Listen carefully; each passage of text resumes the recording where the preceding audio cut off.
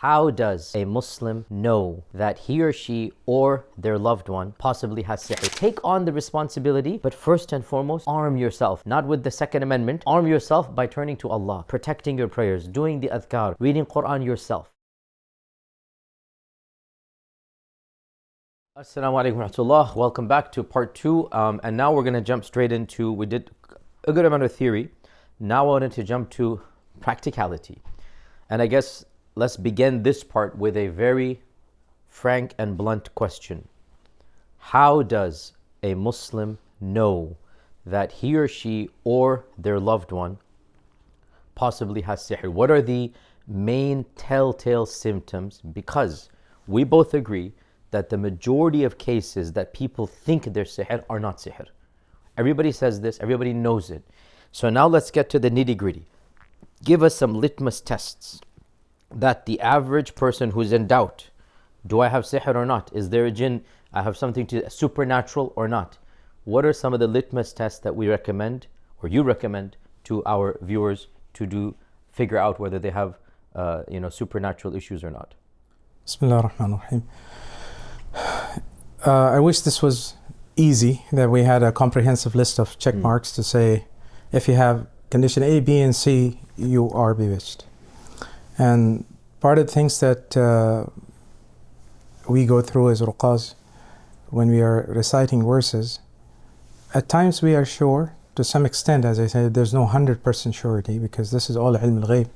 But when we see the reaction to certain verses, we conclude that this seems to be the case of sihr. But can we be absolutely sure that this is sihr and the magic was done in this way? I don't think it is wisdom in our part to claim to know the unseen in any way or form. So, but we can say from the tajruba that, or general consensus of ruqas, that certain symptoms that are found or certain reactions to certain verses can conclude to that this person seems to be afflicted. So with that caveat, I will enter and say the symptoms of the person are going to be different based on the type of the magic that was done to them. For example, a person who is bewitched for a specific purpose, which is not to get married,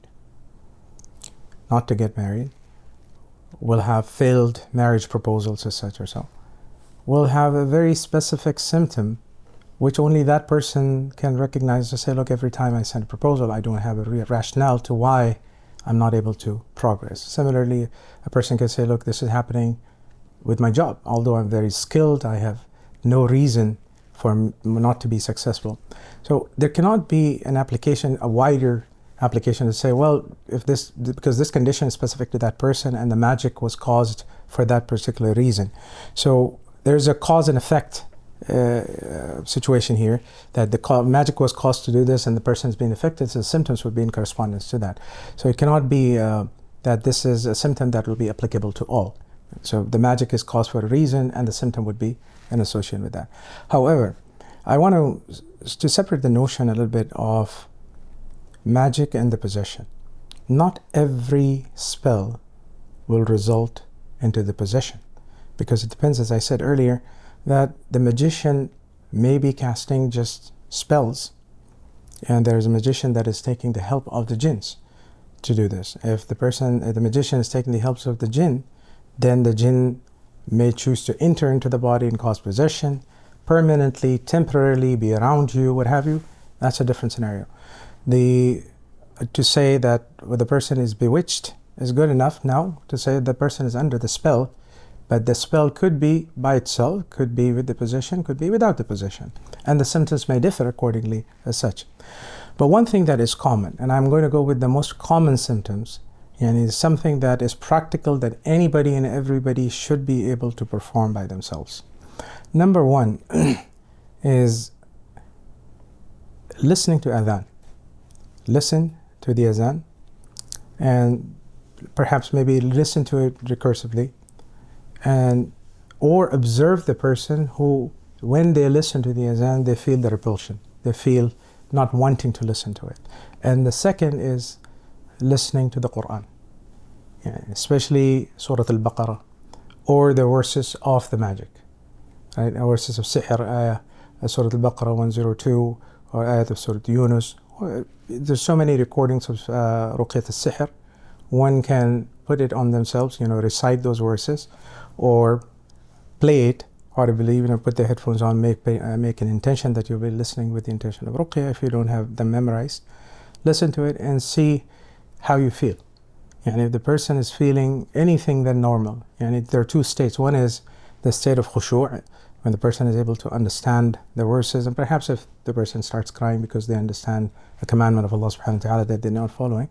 But other than that, if you see yourself behaving in a manner which is completely not normal, for example, your emotions are not in your control, you start crying, or you start feeling numb, or you start feeling very weird listening to this, these can be generally associated in that way that there's something not right.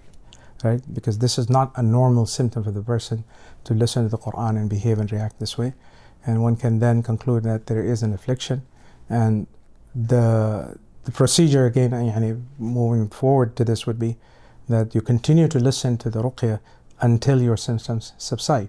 Jayyid, before we get to the procedure, so you mentioned 2 litmus tests, adhan and listening to the Quran. Can I prod you a little bit more?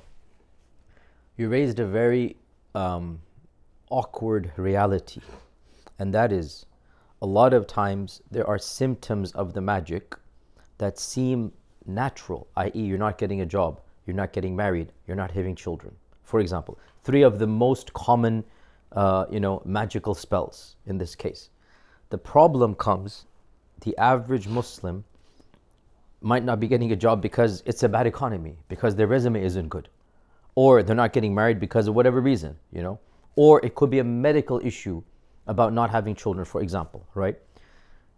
Before we even get to adhan and Quran, is there any other indication that, at least, maybe it's not 100% foolproof, but like some, qara'in that kind of sort of indicate that, well, I'm not getting a job and I really should think there's a supernatural cause, versus I'm not getting a job, maybe my resume isn't good enough?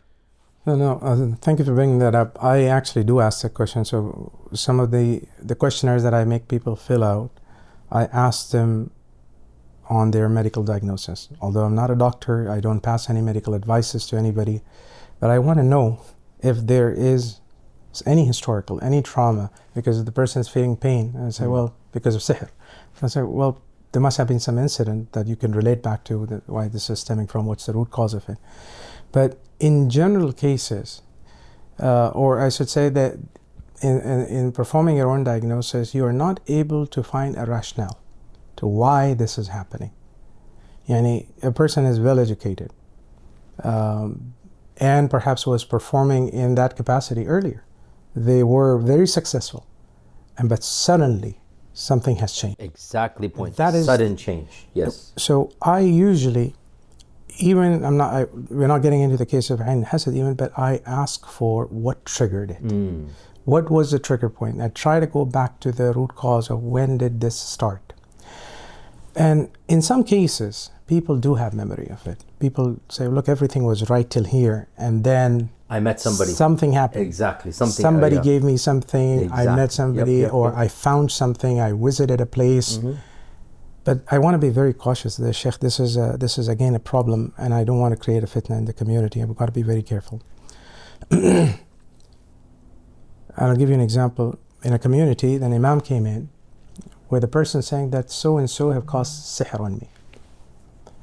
So I asked the imam that just because a person A is telling you that the person B has caused sihr, are you going to take him out of your congregation and not allow him to the masjid?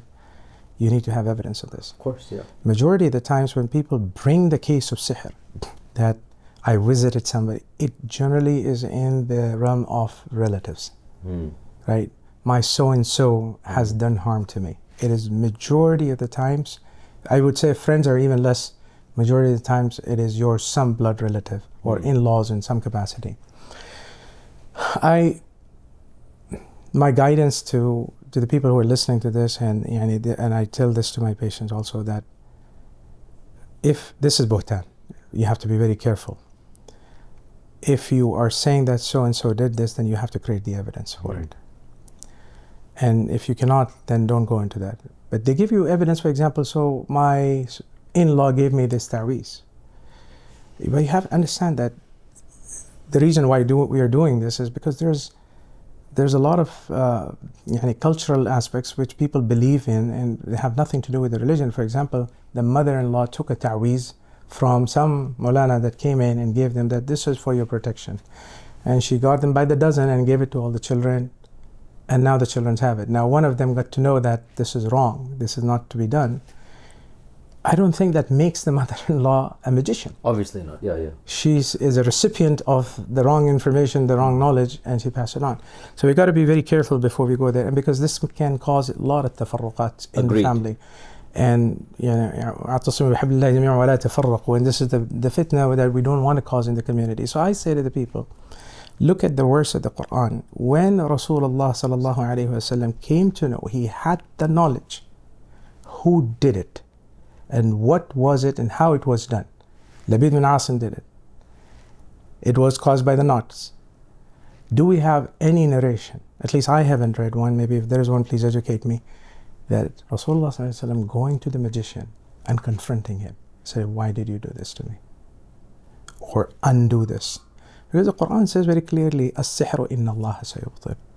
So when you say that, when you diagnose it, how do you treat it? The firm belief needs to be that it's not the magician who's going to undo this thing. It's Allah who's going to undo this. And you have to really go back and say, well, keep on asking. The narration that comes to us is the time frame that Rasulullah was affected. Da'a wa thumma da'a. He used to make a lot of dua to Allah subhanahu wa ta'ala until it was revealed to him what was wrong with him. So the first thing in the matter of this, to seek cure, da'a wa thumma da'a. Make a lot of dua to Allah subhanahu wa ta'ala to show you what is wrong with you. Jayyid. So you make a very, very important disclaimer, and that is suspicion of somebody's guilt should never become definitive without explicit evidence. However, if there is suspicion that is reasonable, can they not ask you that, this is what happened and we visited this, and maybe say, give the caveats, we don't know for certain, but all we know, after this visit, after he came, she came, after we ate this food, it all began. If there is evidence, as I said, if they produce evidence, we know so-and-so causing us harm.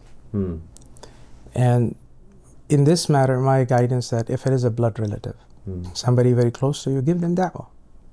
And tell them the example of Ibrahim alayhi salam. Give them da'wah. They're your close relatives, your father, mother. Sometimes anybody can be misguided. True. Give them da'wah, and if they continue to be on their path, then you keep your distance as to what the Sharia allows you. You may take reasonable precautions without making any definitive claim. Yes. So what if I were to add to the symptoms that, of the symptoms, I would say, is the suddenness of an entire transformation beginning. Like, it doesn't make sense. You had a job, you had everything, and it just happens instantaneously, because sihr will take into effect immediately once it begins. And this is a symptom. It's not 100% definitive, but it is like you get, qara'in. Of the symptoms as well, I would add, and again, add or correct or give nuances here. Of the symptoms that it is sihr, is that it is not a diagnosable problem according to any type of mainstream natural causation.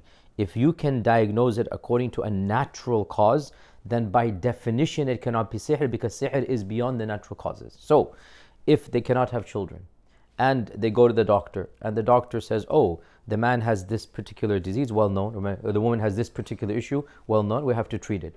The fact that the doctors are saying this is well known, low sperm count, whatever it might be, that is, or something with the lady's, uterus, whatever it might be, it cannot be sihr, because it is a medical problem diagnosed by the doctors. What do you think about that? No, I think, so for example, we may, in the cases of sihr, for example, I'll give you two cases.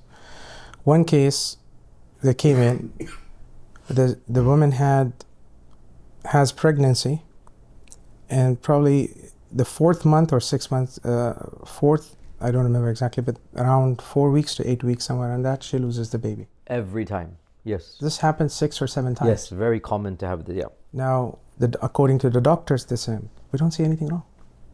We have done your CT, everything is normal with you. Why? We do not know. There is no causation to associate to say what is causing this phenomena to happen. But when I did the Ruqya, and this is a very interesting case. This was around the COVID time frame. I couldn't call the patient home. It was very, I said, okay, I don't generally do online, but I said, okay, this is a special circumstance, I will recite. So before doing the Ruqya, I was giving da'wah to this woman. She wasn't Muslim. She was giving da'wah, and because just setting the background so that they understand, because a lot of people, they go for the Ruqya thinking the Raqi will heal, and I don't want that to happen, or any kind of reliance on that. I was just telling her that, no, this is how you should believe in Allah subhanahu wa ta'ala. And she was, I know she was on the camera, and her husband was around the house somewhere.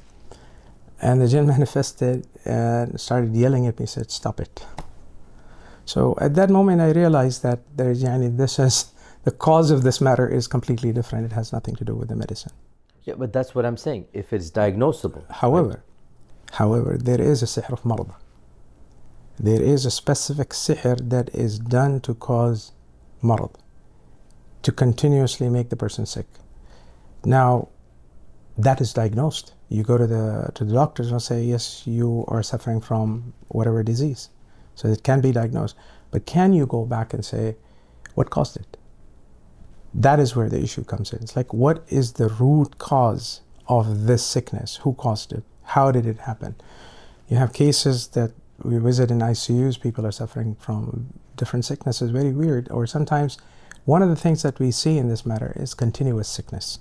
One thing after the other, one thing after the other. The person is continuously going through, but is it the environment? Is it something that you say, well, the person was exposed to because of which they were caused? You're not able to, again, associate the cause to say, well, yeah, this person was working in an environment because of which he's suffering through this disease or sickness. But then that leads you to believe that this is not normal for somebody to go through these sicknesses without a reason or a rhyme. Like if somebody has cancer and they were exposed to some materials, some environment, and say, well, there's a reason to believe that they were in this environment and they're suffering through this issue. But when there is nothing as such, and out of the sudden things happen, I'm not saying every case, and that's why I said, Shaykh, it is not one symptom that you can give to somebody and say, because if you have this, you are mashoor. Yeah, but we're giving indications. We're giving indications, and in general, as I say, if you are under the spell, you will have a reaction to the verses of sihr. In general, that can be. Generally, I think that multiple ruqas would agree that if a person is under the spell, they will have reaction to the verses of sihr. Okay. How about one other symptom that I have found very common, and that is bizarre dreams? It is a common one. However, I have to say that, so I do ask this question in my diagnosis form, that what type of dreams do you have? The answer is, majority of the times, yes, people will have recurring dreams. Majority. Recurring nightmares. Recurring, not always nightmares, but repetitive dreams of certain type. You could say nightmare is one of the categories. For example, somebody being fed something, right? Or as you said, categories of nightmares, being chased, being, other things like that. But oftentimes people, it cannot be definitive in the sense when I see some people check mark every box and say, I have all of these symptoms, but it's wahm, right? There's no treatment of that. And sometimes it is people, you ask them the question of, do you have any dreams? They'll say, I don't remember. There is a loss of memory in that. They would not be able to remember even the dream from yesterday. But as soon as you do the Ruqya, it's like the floodgates have opened up. They would start recalling that I've been having these dreams for 10, 15 years. Or I had these dreams but I forgot about them. So there is not a very reliable per se that if you are having dreams then it must be this.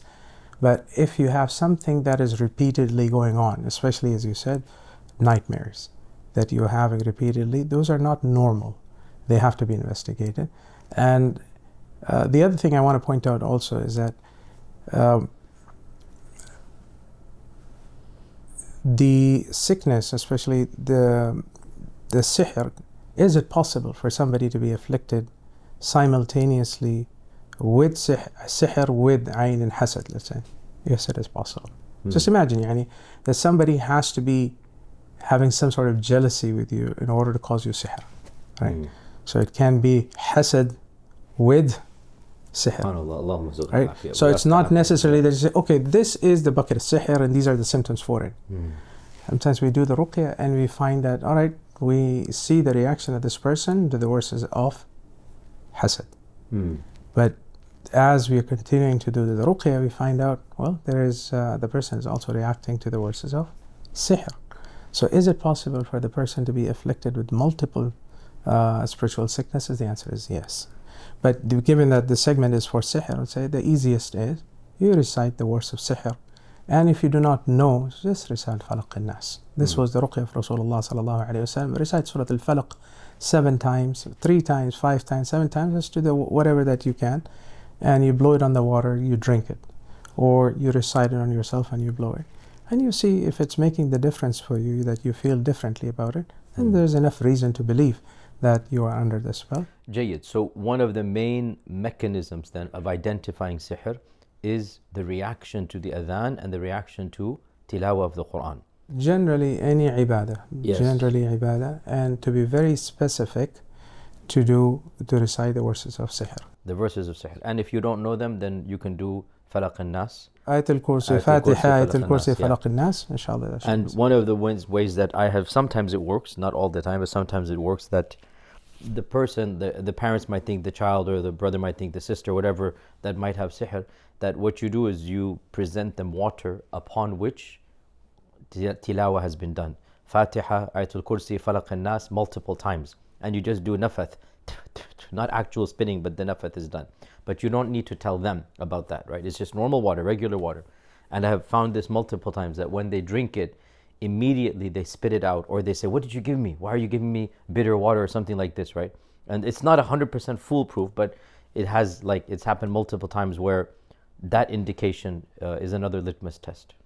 Yeah, so there are 2 points that you raise, and there are sometimes people not wanting to get ruqya, or they think that there's nothing wrong with them as well. So in my experience, when people like that come in, so, parents come in, they think that there's something wrong with their relatives or the children or what have you, and they want to benefit them with ruqya. I tell them, look, you cannot force ruqya on somebody. It has to be something that you really have to have intention to receive it.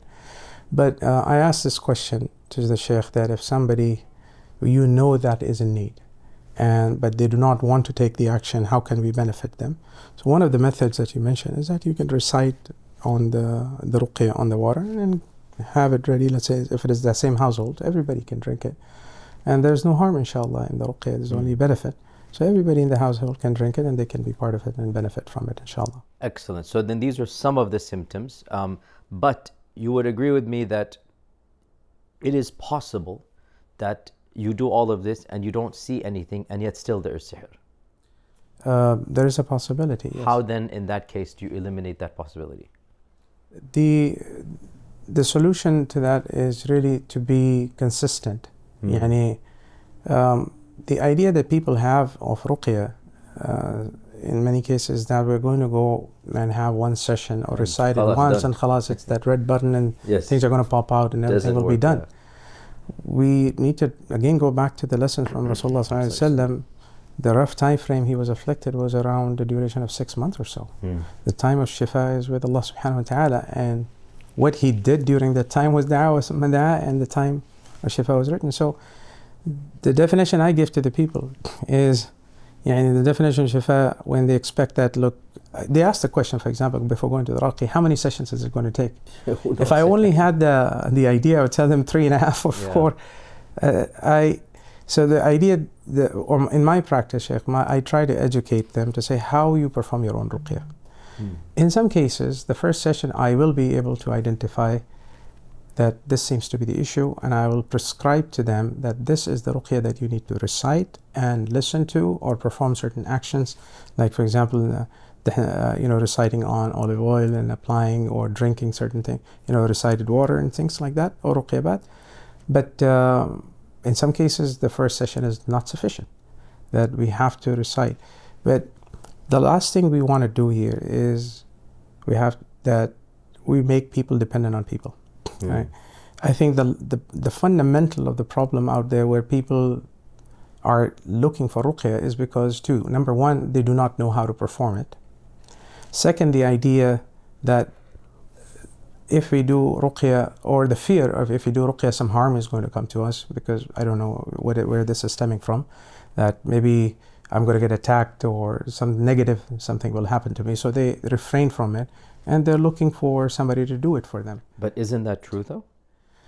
I.e., isn't it possible that opening the door to ruqya when you are not aware and qualified will potentially backlash? I would say, number one, I want to distinguish into that. So you're not wrong, but I would classify that before you go into the public realm. If you are doing your own ruqya, you're the best Raqi. No, yeah, I meant on somebody else. Because if you're doing your own ruqya, then generally you are. Yeah. So, for example, when Rasulullah sallallahu alaihi wasallam was sick, Aisha radiallahu anha recited on Rasulullah sallallahu alaihi wasallam. So that's all permissible within the family, and it's okay. But before you open, you're interested in ruqya, before you open the public door, I would say then you need to really do a self-check and examination there. Are you well protected? And maybe we can do a separate session on that, but because it requires a lot of changes and commitment and your habits and everything else, because you're entering into a realm which is a lot of unknowns, and especially it's a kind of a battle which you don't know what you're going to get, right? I would say that you're right, where before you enter into that realm, you have to have your own protections. You are firm on your iman, your azkar, your salah, and everything that happens, you are going to take it as qadar and qada from Allah subhanahu wa ta'ala. You're firm on it. But if you find yourself weak over there, I would say don't enter until you are absolutely sure. But as it comes to doing your own ruqya, you should be, right? And the people who say that, look, we don't have knowledge of the Quran, I say, well, Surah Fatiha was ruqya. Yeah. Min al-Quran is every single verse of the Quran. Any part of the Quran that you know. Yeah. Majority of the people, even the new Muslims, I'd say, they understand Fatiha. Yeah. Alhamdulillah.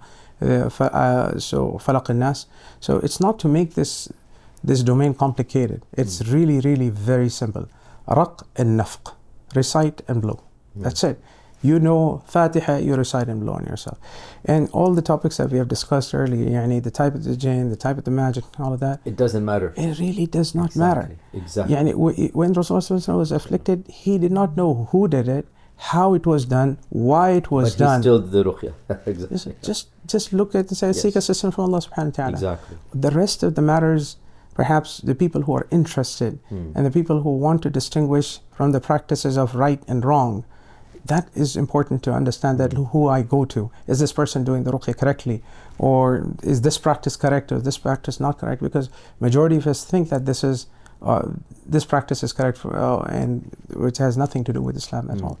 So to summarize that before I move on, and I'll speak on behalf of you in this because I know you'll agree with me 110%.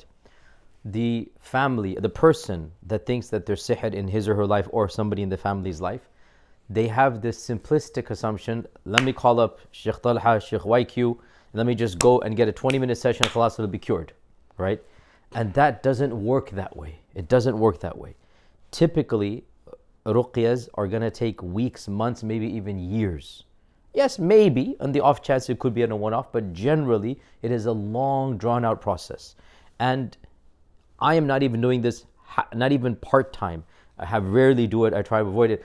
Our Ustad Talha is doing it full-time. If you were to try to schedule with Ustad Talha for a ruqya session, I think the first opening would probably be a few weeks from now, because he's packed to capacity.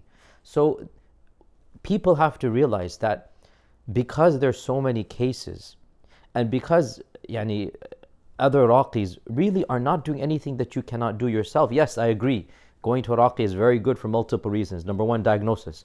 When Ustad Talha sees a case, 9 times out of 10, he'll be able to diagnose it much better than anybody else, or 99 times out of 100, much better than anybody else, because he has experience. And number 2, the iman of the Raqi does have an impact on the quality of Ruqya. That is a fact.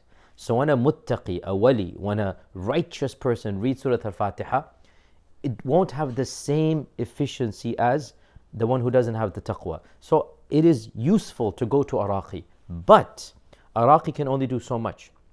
And in the end of the day, if your brother, your son, your daughter, your wife, if your family member is afflicted, nobody has the patience and the time and the love that you do to take care of your own relative. Nobody.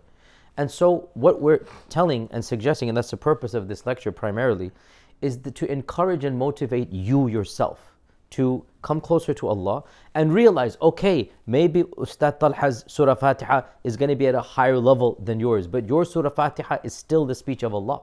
Your Surah Fatiha is still infinitely better than anything else, because it's not you, it is Allah's kalam that you're going to recite. So agreed, maybe somebody else's ruqya will be more powerful, but that somebody else does not have the time to come to your house 10 times a day. Whereas you, it's your son, your daughter, it's your relative, or maybe even you yourself.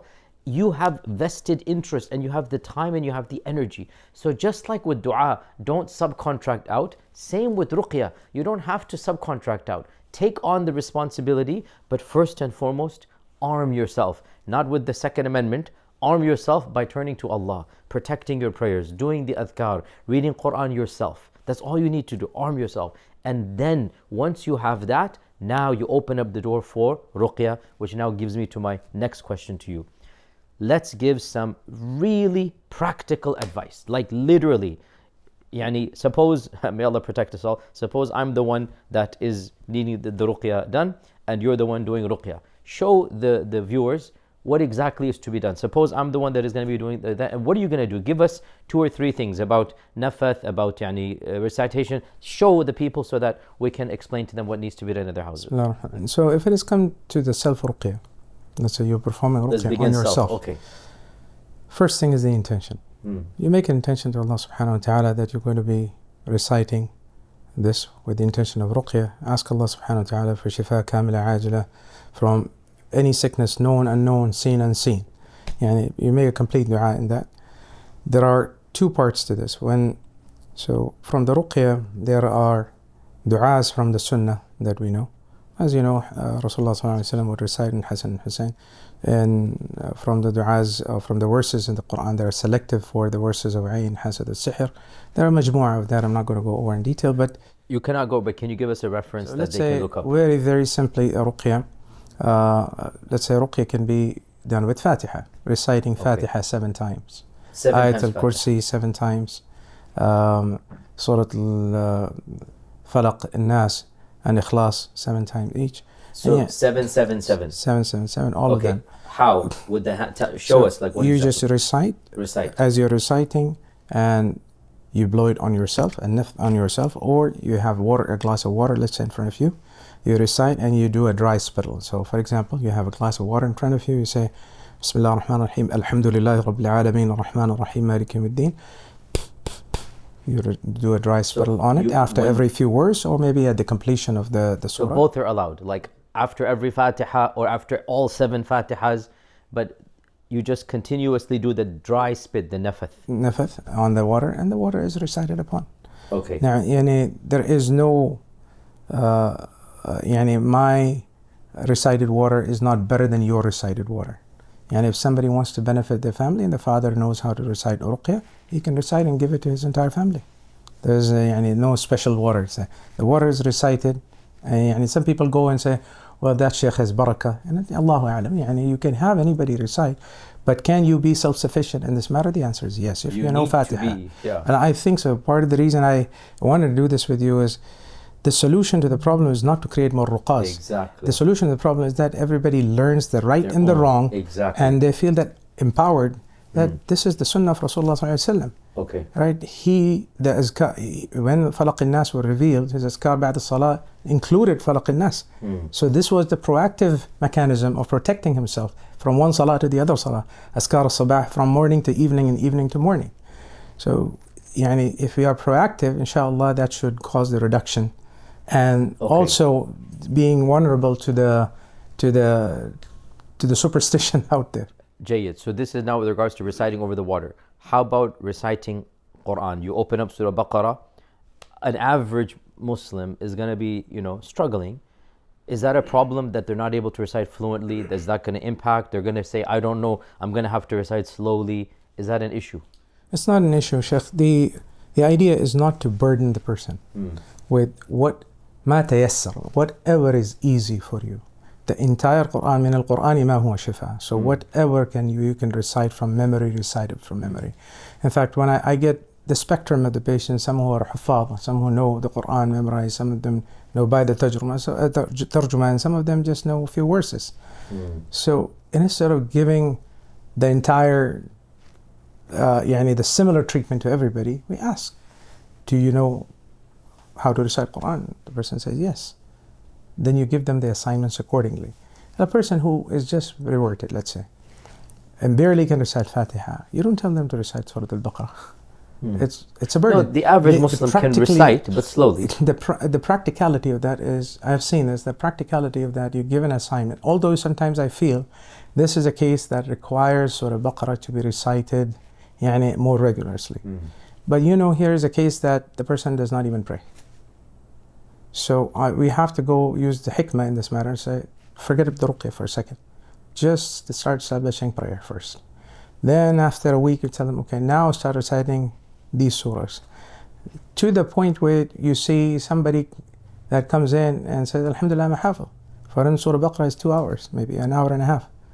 And then you say, well, Surah Baqarah you go back to the hadiths of where Surah Baqarah is recited in the houses, where the shayateens cannot enter. You tell them, look, when was the last time you recited Surah Baqarah? Say, well, they recite, perhaps maybe not with that intention. You give them an assignment, every third day you have to do Surah Baqarah. So the assignment is slightly different. The answer to Sihr is Surah Baqarah. We know that. Yes. Now, how we prescribe it depends upon the patient themselves. If a person finds it easy for them to do Surah Baqarah, fantastic. What I tell them, look, can you recite 5 pages a day? I say, yeah, 5 pages is good, I can do that. I say, okay, recite 5 pages, listen to the rest. Aid, but do it. It's something better than not doing it. Question, when they recite, should they put their hand somewhere? No. If you're doing your own self-ruqya, you recite and you blow on yours. Okay, how about if somebody else does it? It is not necessary. The touch is not necessary. In the case where it comes through the narration where the scorpion bite was, for example, you put the hand at the place where the affliction is, then you recite, or you can blow. It is both cases is permissible. There is nothing wrong. Of course, the gender issue is different. Yeah, we're not talking about that. It's mahram, brother, sister, husband, wife. So a touch is not necessary for that. But is it preferable? It is preferred. It is if you know there is an area of affliction. We're not talking about sihr in this case. Look, I know I have pain over here, and I want to recite ruqya. You recite ruqya and you blow at that spot. Khalas, there's no problem there. Okay. So generally speaking, just reciting Quran directly or in the presence of the person, and if possible, if you're able to put your hand on for a while, or if it's a long time, you can do so. Now, one thing that I also recommend when I when people come to me for this, is to actually listen to specific tilawat that I particularly appreciate and recommend, and you can also add to this list, that I say to them that in this case, if you can listen to it on a relatively not super loud, but like a nice voice, a nice loud voice, paying attention with hudur. Don't just put it in the background. Pay attention to that recitation, or even if you can put earphones on to the person and have them listen to it at a voice that's not going to make it uncomfortable, but it is definitely, it's not like a soft background. And in particular, I recommend Shaykh Sa'd al-Ghamdi's Ruqya, 1 hour long. I found this to be very effective. And he has another one for Ayn and Hasad. He has 2 1 hour long videos. One of them is for Sihr, and one of them is for Ayn and Hasad. And in my own experiences, this has proven to be very beneficial. So what do you say about that? I don't have any specific recommendation as long as the ruqya is from Sunnah, the Quran and Sunnah. Okay. Anybody that you find pleasant to listen to. My number one preference is going to be that you recite yourself. Number one, definitely. And you aid it with the audio. You cannot recite the whole Baqarah, you rather listen to it, you play it, and then you said very important, the hudur is important. People have come in and said, we've been doing Ruqya for 10 years, 15 years, 13 years, and here's one session and they see something different happening to them. I said, well, you're listening to Ruqya, driving, washing clothes. Yeah. This is the form of supplication to Allah subhanahu wa ta'ala. Yeah. There needs to be a little bit of ghairah here, that you're paying attention at least to what you're asking for. So intention and hudur. I tell them, look, people who do it for hours and hours, again, this is again an issue where people get carried away with this, that you're spending so much time just doing ruqya, stopping everything in their life. I think that's not practical. Again, you're asking for practical advice to the people. I say 10 minutes, 15 minutes, whatever that you give to this, give it with that utmost attention and focus. Quality. And quality or quantity is absolutely must. Yeah. As you said, look, sometimes the ruqya, well, the guidance from my shaykh in this matter is, we treat the patients not like on and off switches. We understand, we question, we query, why is it happening, what's happening. All of that from the Raqi's perspective, yes. We spend time in trying to understand and we customize the ruqya accordingly. But from the general person's perspective, doing ruqya with Surah Al-Fatiha, Ayat Al-Kursi, Falaq Al-Nas after every salah as a proactive mechanism. Look at Hisn al-Muslim. Very, very short, concise ruqyas and long ruqyas. Memorize one of them.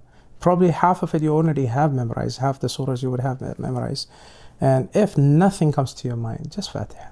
Exactly. Surah Al-Falaq. Good enough. يعني, knowledge shouldn't say good enough. This is it. This is ruqya of Rasulullah sallallahu alaihi wasallam. Recite, blow on yourself, recite on the water, Blow give it on to your yourself, children. demonstrate how. You can see for the narration that comes out when Rasulullah sallallahu alaihi wasallam was sick, Aisha radiallahu anha would recite and use the hands of Rasulullah sallallahu alaihi wasallam, blow on that and wipe his body. So you can wipe your body. It's symbolic. There's no actual spit. It's symbolic, and then you just blow on your body. Okay. So the ruqya can be done this way, and also certain additions and other methods, which is as you recite on water, the same can be recited in olive oil. It's a very, very beneficial technique that majority of the ruqas recommend in this. Because if you look at, there are 6 verses of shifa in the Quran. And the fundamental difference here is a guaranteed shifa, and then there is dawa. We're willing to take a lot of medicines, but not what is guaranteed. One of them is وَنُنَزِّلُ مِنَ الْقُرْآنِ مَا هُوَ شِفَاءٌ. Second is with the honey. يخرج من بطونها مختلف ألوانه فيه شفاء للناس. So the consumption of these halal items, permissible items that Allah has mentioned in the Quran, they have some benefit to us. So reciting ruqya on honey, reciting ruqya on olive oil, reciting ruqya on water, and consuming, including black seed, all of this from the Sunnah, that we know that there is shifa being mentioned from the Quran Sunnah. This is all the means of cure, InShaAllah, and can be used. Now, the permutations and combinations differ based on the practice and based on the affliction. So, without getting into the intricacies of that, you simply saying, look, there is a hadith, there is shifa in black seed. Khalas, take it. Don't have to learn the whole thing, just take it with that intention. So, then let's move on to the next one. So to summarize then, you need to start a regimen in your own life or in the life of your loved one that is suffering from potential sihr. That is by extra dhikr, your own closeness to Allah subhanahu wa ta'ala. Immerse yourself in Quran as much as possible, you and listening to it. Now, what are some of the warning signs that you're going to the wrong Raqi? Yeah, Bismillah. So before I get into that, I just want to say the regimen that we just mentioned, and instead of doing this, because we mentioned about people have this intention of doing the ruqya once, at least give yourself a 7-day regimen. Spend a week doing this.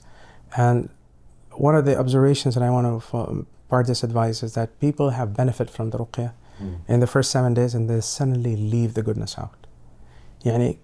Keep parts of that in your life. So if you're doing, let's say, a regimen that you're following 3 times a day, after the 7 days, at least keep it once a day. Be on the proactive side. So that I would advise that. And if the people who find themselves to be afflicted, sometimes the 7 days is not enough. Sometimes they have to repeat the same treatment for another week or 2 or 3 until Allah gives them shifa. But the people who do get taken advantage of, before we get into the second topic, is people who are in a rush for the cure. And there are people who are out there on 1-800 on the top of the list who will tell them, yep, we can help you. And this is where your second question is on what are the signs of The weirdos, the bad guys. that's the number one sign, the people who will guarantee you shifa. There are people like that. I had a call once, and I missed the call as it was after Jum'ah, and I called the person back up again and said, okay, how can I help? And he could not recognize who's calling him back. So I figured that this person went to Google and just top of the list, calling few, and he didn't know who was calling him back. So anyway, long story is that yeah, the way people are shopping for cure, there are people who are out there to give them what they're looking for. Okay. And majority, quick, easy cure. Quick, easy cure. But the vulnerable, the most vulnerable are, tell me, just get rid of this problem for me, and I'm willing to pay. There are cases that come to us in that category also that I'm willing to pay. It's like, the money doesn't solve the problem over here. Yeah. But when you tell them, look, we want you to do your own ruqya. This is a regimen that we're giving you for a week, follow through, they fail on it. Okay, so another warning sign of a wrong Raqi. So in the earlier session, I categorized the Raqis into 4 buckets. Yeah. So it's easy to recognize practices that are not Islamic. People who are completely outside of the jurisprudence, who are not using Quran. Any Muslim, InShaAllah, should be able to recognize that this is not Quran and Sunnah. Where there is a gray area, as you said, there's a degree of grayness, is, I'll speak from experience without naming names over here. I ask, when the people come to me and said, I have gone to a Raqi and he or she did my Ruqya, I asked them, how was the Ruqya done? And as soon as they tell me, this person asked for my mother's name, my date of birth, asked for something that belongs to me, that's a red flag. Or the person who is sitting overseas, way far somewhere, has been able to diagnose you with that you have exactly this problem. And the problem is sometimes that diagnosis seems to be correct. That's what's terrifying. So I can understand where it's coming from, because there's a complete, we can have multiple sessions on it. And it's because the people, the ruqas, so-called ruqas who are working with the Jinn, obviously they're talking to your qareen, and it says the information can be passed over there. So there can be some truthfulness to it. And obviously that is what mesmerizes and captures the victim. And the problem comes, in my own experience, as you said, these are 4 categories. Categories, especially category 2, there seems to be a group of righteous people in category 2. They are. That's the problem. When the people like that come to me, I ask them this question. I said, look, just imagine you're a father, you have a daughter. Somebody knocks at your door and says, hey, give me the hand of your daughter, I will drop her to the school. Just using your common sense, would you not question, who are you? Yeah. Why should I trust you? Here, there is somebody who claims to work with a Muslim jinn. My only question to you is like, how do you know that is Muslim? He or she, even Iblis came as a well-wisher to Adam alayhi salam. Are we forgetting the history here? If a Raqi says, look, I have a good Muslim jinn, I'm not saying you're not Muslim, but I'm saying, how do you trust? Yeah. It's complete.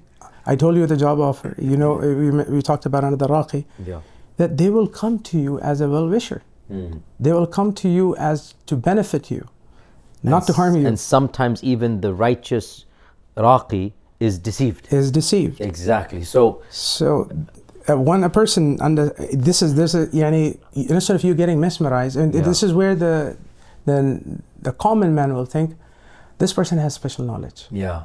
Shaykh, I've been doing this for a very long time and I don't have any special knowledge. If I ask but you got job offers. So somebody likes what you're doing. So if you ask, my Shaykh also has mentioned about this, that people who claim to say, I can see the unseen, a red flag.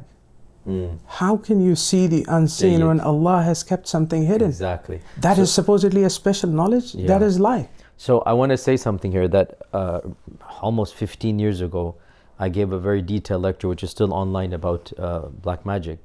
And back then, what you said about the 4 categories, I did not think and realize through. I said there's 2 categories. And I lumped 2, 3, and 4 into all like the evil people. So you either have purely good or you have purely evil, right? And that simplistic view was shattered in my experience over and over and over again since I gave that lecture. I met many Raqis. We need to come back in another lecture and revisit why you said 4, because I think that number is also debatable. But definitely there's more than 3, maybe even more than 5, but there's different categories of Raqis.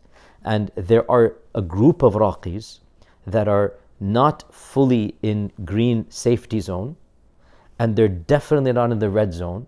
They seem to be pious and righteous, but they're doing things that are really difficult to understand, except by what you have mentioned, that they have been deceived. Now, what bothers me, and I'm jumping the gun, and we're not going to solve this problem in this lecture, so maybe I shouldn't raise it, but I've already opened the door to this. What bothers me is these types of Raqis seem to be living overall very righteous lives. By and large, they're not charging the people. They're very simple, humble Zahid. And they seem to be diagnosing problem after problem. Like you said, I mean, I have dealt with cases where families come, I diagnose the problem, they're like, oh yeah, my chacha asked his sheikh and he said the exact same thing. Like, what the hell, how did that? And it's like this and that was diagnosed. And the only answer I have here, wallahu a'lam, I could be wrong in this, is that this is istidraj. The technical term, like basically the jinni is trying to do a long-term deceit of a righteous man, because we have the famous story of Abdul Qadir al-Jilani and others where shaitan attempted to deceive them by bit, and then Abdul Qadir al-Jilani said, I know you're shaitan. And shaitan said, how do you know? Because, so then, the story is famous there. So I don't know, I know that's a different topic altogether, but I just wanted to point out, I made an error 15 years ago when I said, anybody who asks you for your mother's name, automatically he is a Sahir. I don't say that anymore. Excuse me. It is possible that they're in a different category than the one I'm comfortable to work with. So the middle categories over here are the gray areas where some of these practices have been taken from the other traditions. So if you go to non-Islamic Raqi, and this is a different topic completely of the Ruqya of the non-believers, we're not getting into that right now. But some of the practices, but if you look at, as I said, the basics is the same. Whether you go to a non-Muslim Raqi, they'll ask you, what's your date of birth? What's your mother's name? And now you see the same practice being asked by a Muslim Raqi. It's like, where did you get this from? Yeah. The Rasulullah's tradition does not teach us this. The Sahaba's tradition does not teach us this. We don't need the name, your name. Exactly. If somebody comes and asks as an etiquette from the respective of Raqi that I need you to perform Ruqya and you have the knowledge, you're supposed to do Ruqya on him. There's no need to know his name in any way. Exactly. The second, you mentioned about something, you touched on it.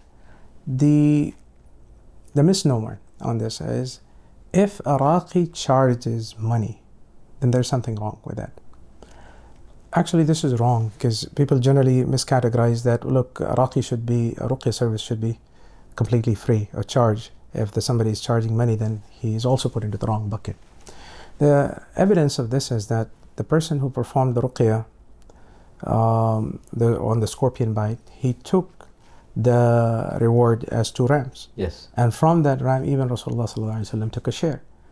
If this was not permissible, then Rasulullah ﷺ would have admonished that person that not to take the reward. So, but again, the reward which is in alignment to the person's time and caliber, whatever they're spending, and there's an agreement before the service is delivered, it's all fair. But price gouging in any service is not right. So there is the condition, the thought that if a person charges money is wrong, or the person who does not charge money, his service is going to be better, or he would have more barakah. There's no evidence of that matter. So without a doubt, it's a personal choice of a Raqi. Exactly.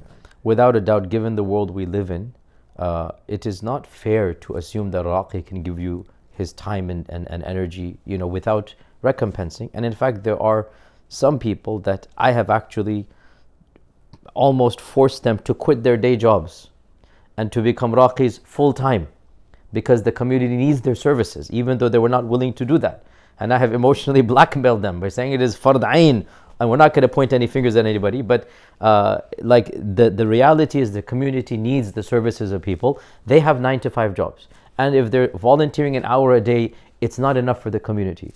And so it is the job of the community to say, hey, listen, you need to quit your job because we need you in this area. So without a doubt, you know, I obviously fully agree with this, that it is a fard kifaya on the community to support, and people who are getting their services and understand the Raqi also has to. So money in and of itself is not a sign of here or there. It's not a disqualifier. It's not even, it is what it is. Like some people will do it for free, good for them.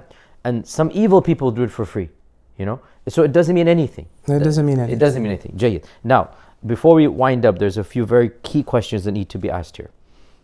So we talked about the Ruqya, self-Ruqya, family Ruqya, going to a Raqi. Now, how important is it to find the actual symbolic, iconic, issue that caused the sihr, i.e., the object of sihr that was done, whether it's a talisman, whether it was a piece of paper, whether it was the hair.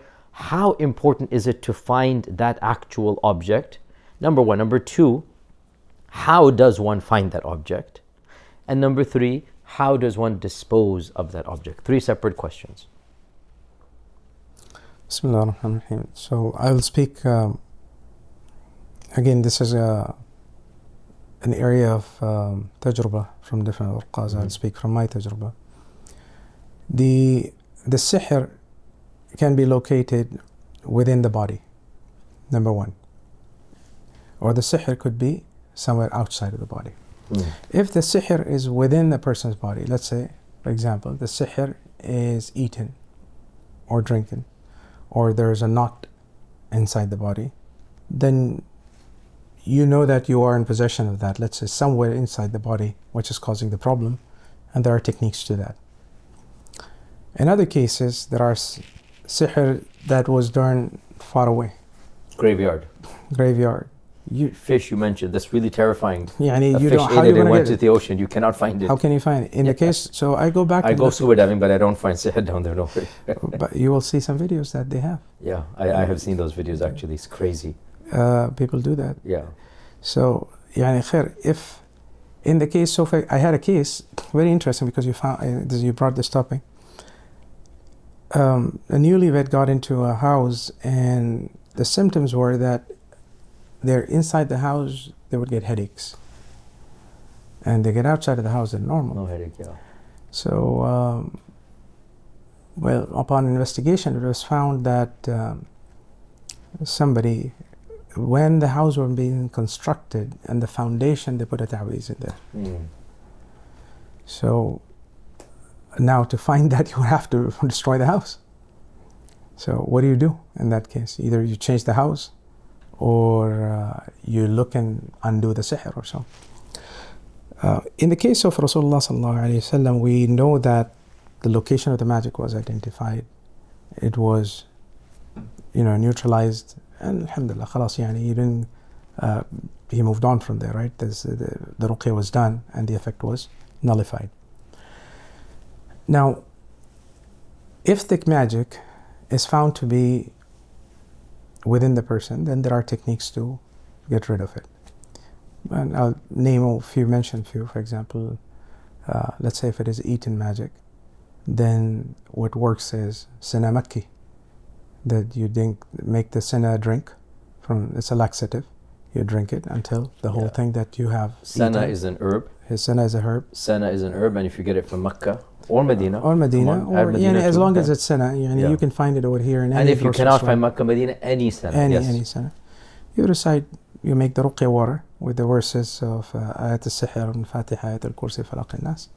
You make the sana tea and you drink it, and InShaAllah, if there is anything that has been eaten as such, that would be expelled. Similarly, hijama is very, very effective. Now, some practitioners who are practicing hijama are also knowledgeable in the realm of ruqya, so they would know specific spots where to put the cup. Okay. Again, this is the matter of tajruba. Again, there is no right or wrong in this. Some times when I see a case, I ask them to go to the hijab practitioner and ask them to put the cup at these spots because I think you're going to benefit. But in general, يعني, instead of going to that realm, I'd say just go to a practitioner who is knowledgeable, who has done hijama for some time, and he knows the right way of doing it, not to butcher you. Get the hijama done, you will find immense relief from it, InShaAllah, right? If it is within the body. So, and in fact, even the cases of possession also, it should be very, very helpful. Now, the second category of the sihr that has been put outside of the body, meaning it was, let's say, sprayed upon, as we spoke earlier on. It was hung, it was hidden, it is being buried, it's being put into the sea, river, whatever it is. Practically, it's not possible to get to it. Sometimes it is, and sometimes, يعني, let's say if it is a sihr with the possession will tell you, look, this is where the magic is. They'll point you towards it, you can get it. Sometimes the jinn itself tells you because it wants to exit. It wants to get out. Yeah. It will assist you and you go and find it. You see ruqas in that practice. But to be very honest, in my practice, I haven't found that to be common. The common practice. Jayyid.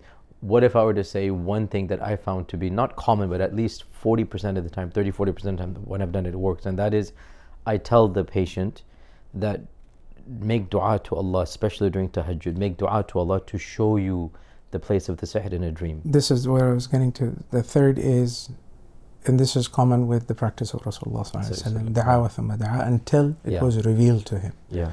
So this is a genuine and common. This is a right practice. Yes. That you ask Allah subhanahu wa taala to show you what's wrong with you, right? And I tell the patients to focus on not, because people jump on who did it. It's like, forget about who did it.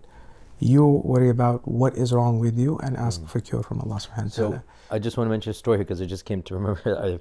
Was it 7-8 years ago? I was doing Ruqya on a couple. Marital issues, intimacy issues, standard, you know what happens and like that. And they didn't understand why. And they had visited India and then come back, and that's when it started, right?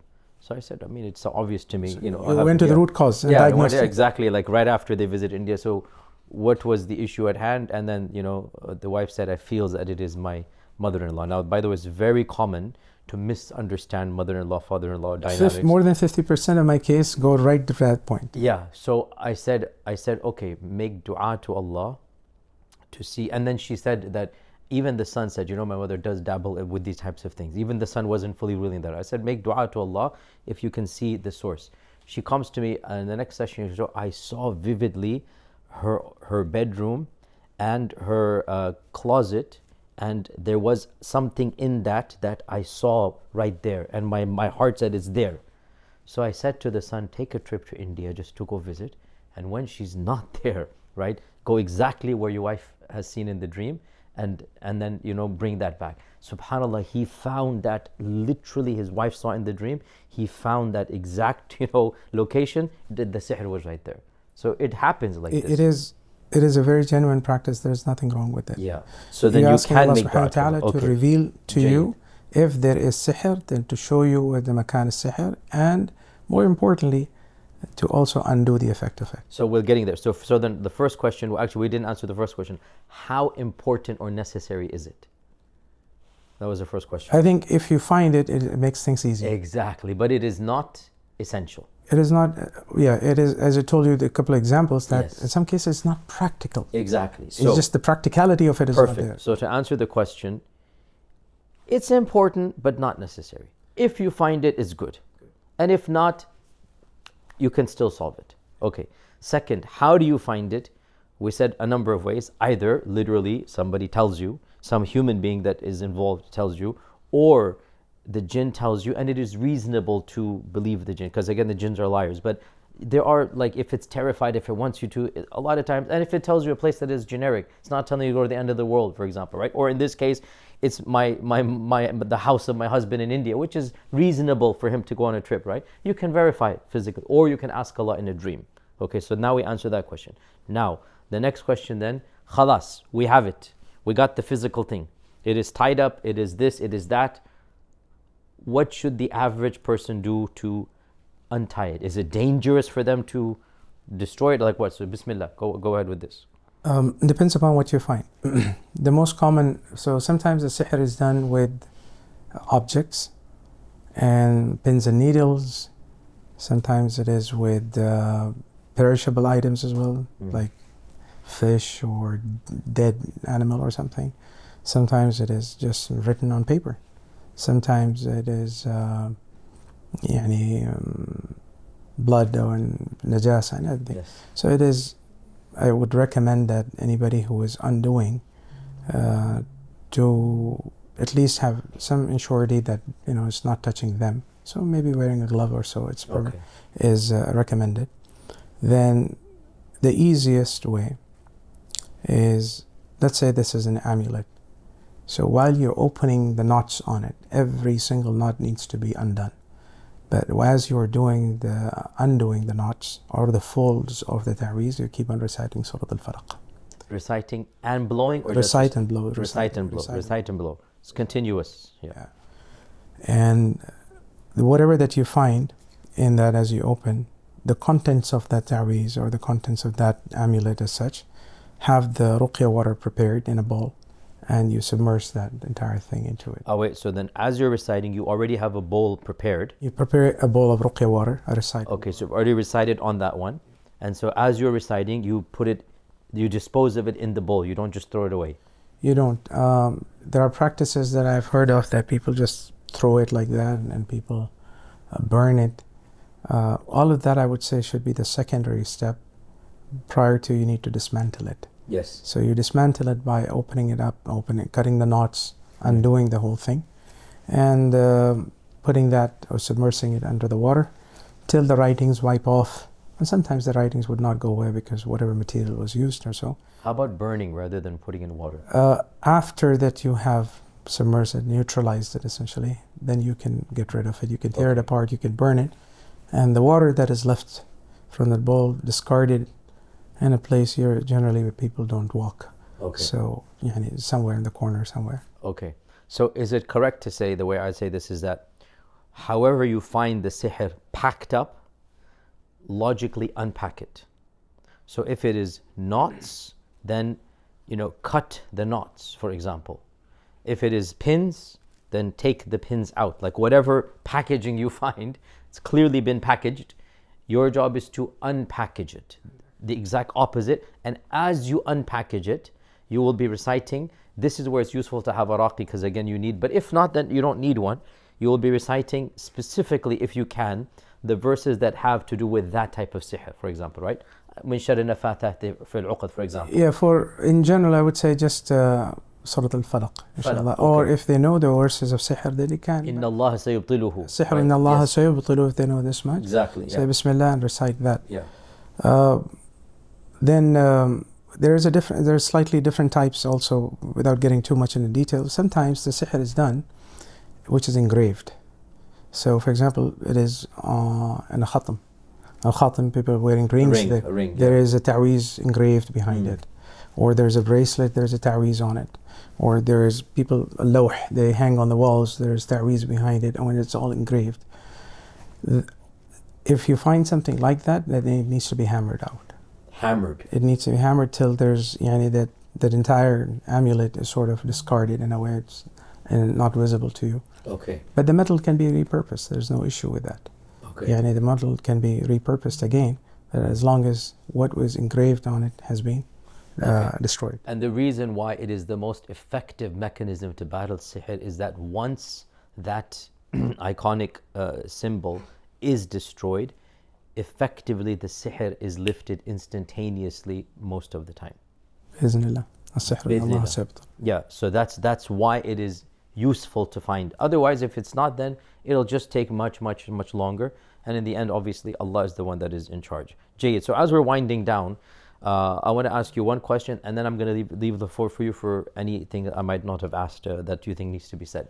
The last question we'll ask you, and by the way, listeners, again, the purpose of this interview was to be practical, theoretical and practical, and the goal was those that are suffering from this, inshallah, you will benefit and be able to take this advice and apply it in your lives. In case we've left anything out, go ahead and put that in the comments below. And InShaAllah, Ustad Talha is a good friend of mine. InShaAllah, he has agreed to maybe in a few weeks, if we're able to, or a few months, whenever, to come back and try to do another session where we do specifically, the questions that we didn't, because time is always limited.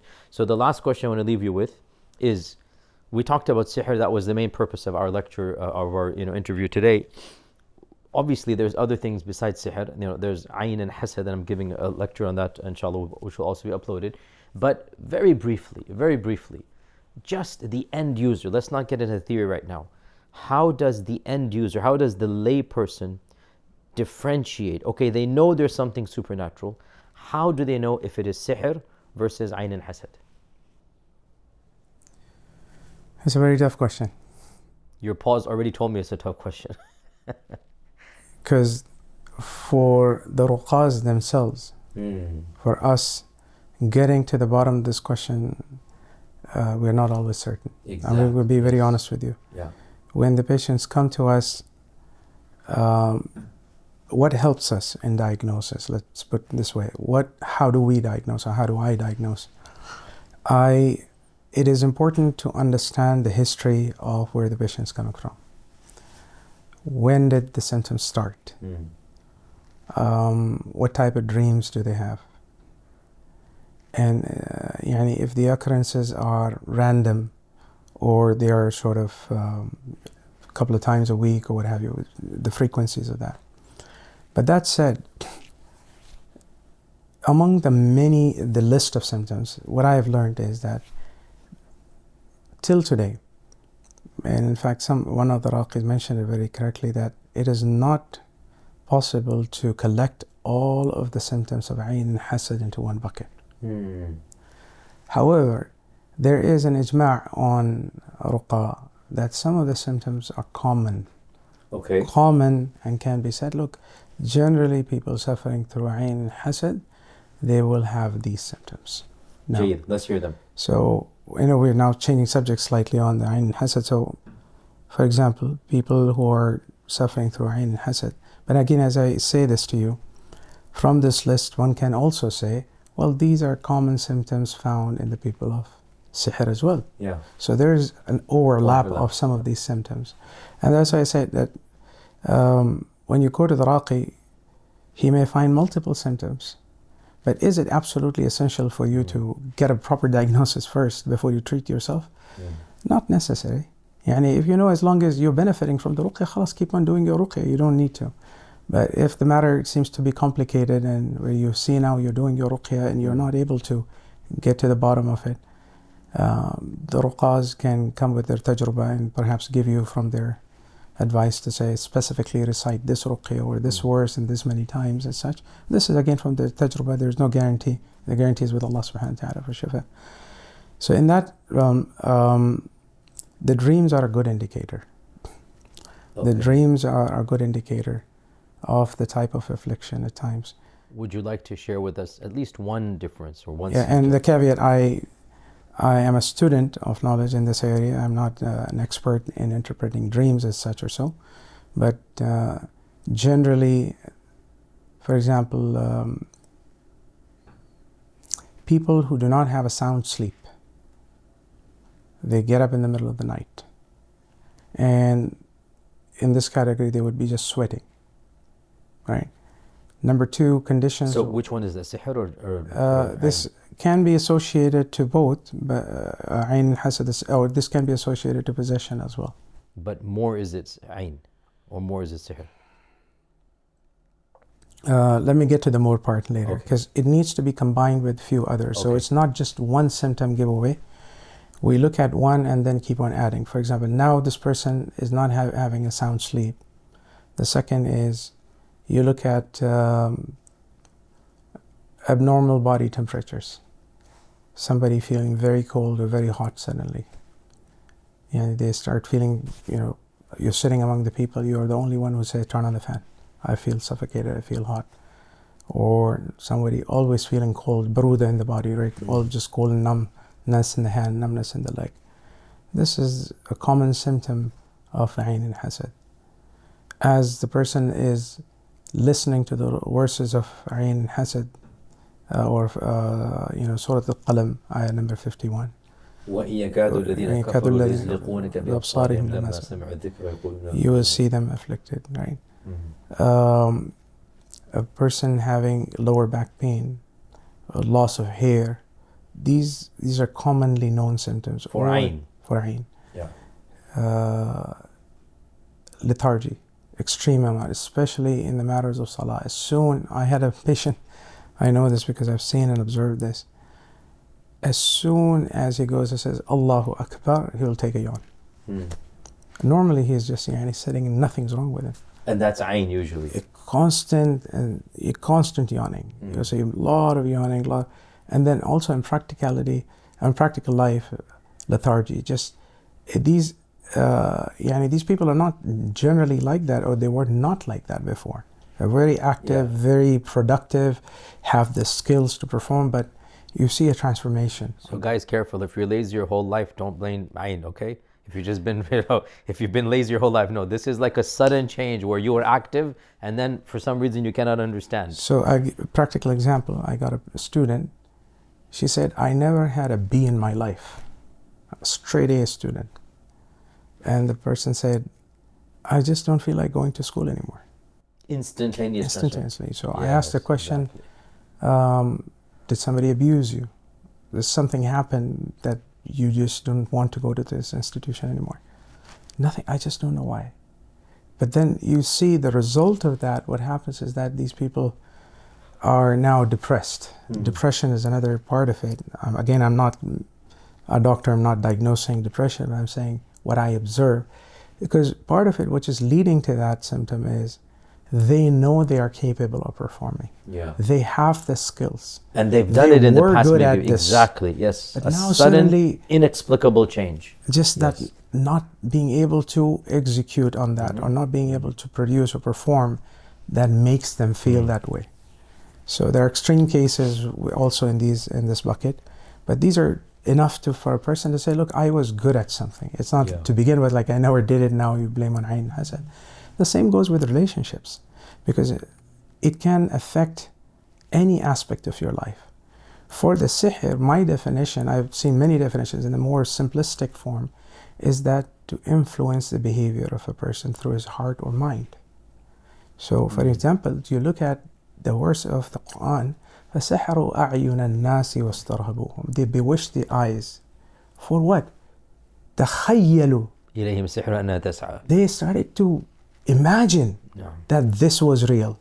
So it is the imagination. So imagining something which is good for you while it is not good for you. Unable to make right decisions in your life.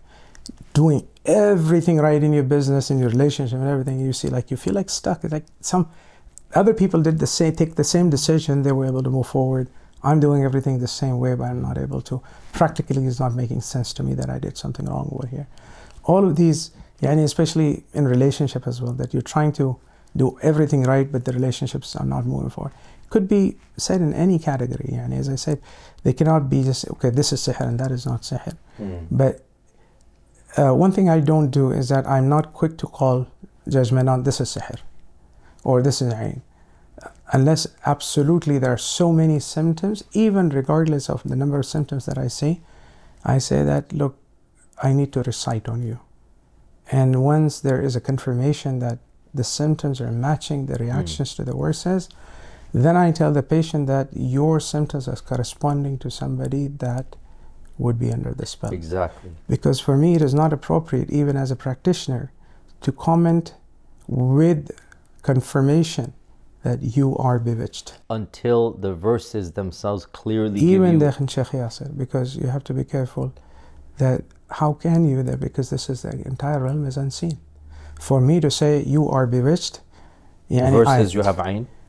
Even Ayn or Hasad Sihr, the precaution that I take is that I look and say, look, from my experience, the verses that you're reacting to and the conditions that you're describing match to a person who would be afflicted with this. So you give a preliminary precautionary analysis. There's no way, Shaykh. There is no way to give with absolute certainty of anything that is in the realm of Ilm al-Ghayb, which is Allah knows alone. Very true. SubhanAllah. Alhamdulillah. Jazakumullah khair, Ustad Talha, for spending so many hours with us. So, to summarize and conclude, first and foremost, the reality of sihr, and of course, Ayn, with today's talk was maybe about sihr, is something not only the Quran and Sunnah come with, but frankly, anybody who has been involved in this world, and Ustad Talha has definitely been involved, and I've dabbled in it as well. We have experienced with our own lives, our own lifestyles, with the repercussions on our families, which we didn't get into, but that's another reality that perhaps another time. But anytime you start doing it, things happen to your loved ones inexplicably. And you know why it's happening, but your loved ones don't know why it's happening. You know, that's why I've said this multiple times. That's why one of the main reasons I stopped doing is like I can't deal with attacks on the family. May Allah protect Ustad Talha and his family. But the repercussions that began are so clear that nobody who is involved with that world can ever deny it. Only those that are outside of it can deny it. So it is a reality. We affirm it. The Quran affirms it, and human experience affirms it. However, we also are very clear that this reality has been compounded with myth and mystery and folklore and culture. And unfortunately, all too often, people assume that the problems of their lives are supernatural in nature, whereas majority of the times, and I know Ustad Talha agrees with me, he's spoken about this many times, I would say 9 times out of 10, when the average person, uncle, auntie thinks it's, I have sihr, I have nazar, I would say 90% of the time, that this is an exaggeration, it's something coming from them. If I was to take the preliminary symptoms and the storylines that people come with and just go with that, everybody is bewitched. Exactly. So everybody thinks they're bewitched. Okay, exactly. Or everybody thinks that somebody else gave them Ayn. Yeah.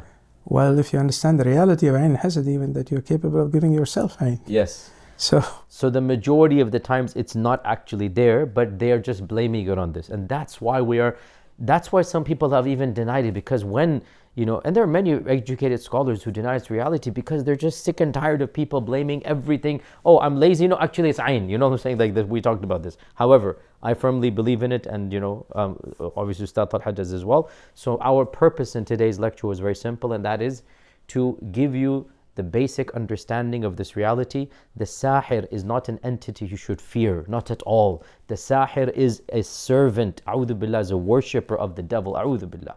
The Sahir you should pity, you should despise, you should make dua for them to be guided. They are not at all to be feared. Allah is to be feared. And the sihr will only be effective if Allah wills it. It is Allah who is in charge. So you protect yourself by your piety. The more pious you are, the more you will be protected. However, even the most pious person, you can get some ramifications, but as a rule, the more pious you are, the less sihr will harm you.